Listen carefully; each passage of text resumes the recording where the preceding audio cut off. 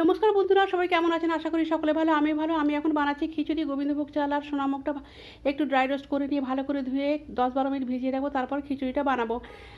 তো এটা আমি রেডি করে নিচ্ছি। এটা হচ্ছে রবিবারের ভিডিও, মানে গতকালের। তারপর পালং শাকের তরকারি করেছি, আর খিচুড়িটা হয়ে গেছে অলরেডি। আর বেগুন ভাজা শেষ হয়ে গেছে, আরও একটু করে নেব। আর ছেলে তো খিচুড়ি খায় না, সেই কারণে ওর জন্য ভেজ মানে সবজি পোলাও করছি আর কি। সবজির মধ্যে মটরশুঁটি, গাজর আর দিয়েছি আলু আর ফুলকপি। দেরাদুন রাইস দিয়ে করছি, জল দিয়েছি পরিমাণ মতো। তারপর হয়ে গেছে, ছেলেকে খেতে দিয়ে দিয়েছি। ঠিক আছে, তারপর সমস্ত রকম কাজকর্ম করে চলে গেলাম পুজো করতে। পুজো মোটামুটি হয়ে গেছে, সবই হয়ে গেছে। তুলসী গাছে জলটা দেবো। পুজো আমার কমপ্লিট হয়ে গেছে। তারপর আরও অনেক কাজ আছে, যাই পুজোটা করে নিলাম। আর পুজো শেষে খেতে বসবো আর কি। আর মোটামুটি কিছু কাজ বাকি থাকলেও আগে খেয়ে নেব।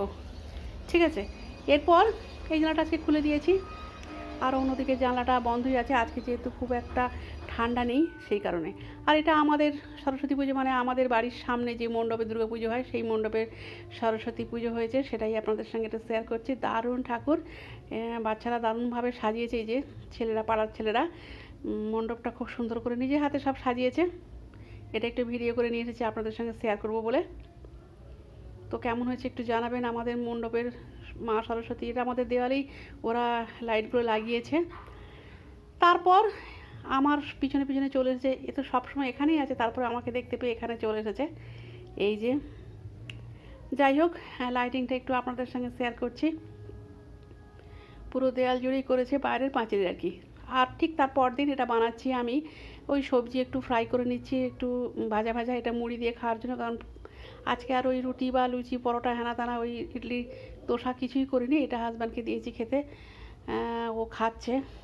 খুব একটা পছন্দ ও করে না, মানে নয়, তবুও দিয়েছি আর কি, কী আর করা যাবে, একদিন খাক। তারপর রান্না করছি বাঁধাকপির তরকারি।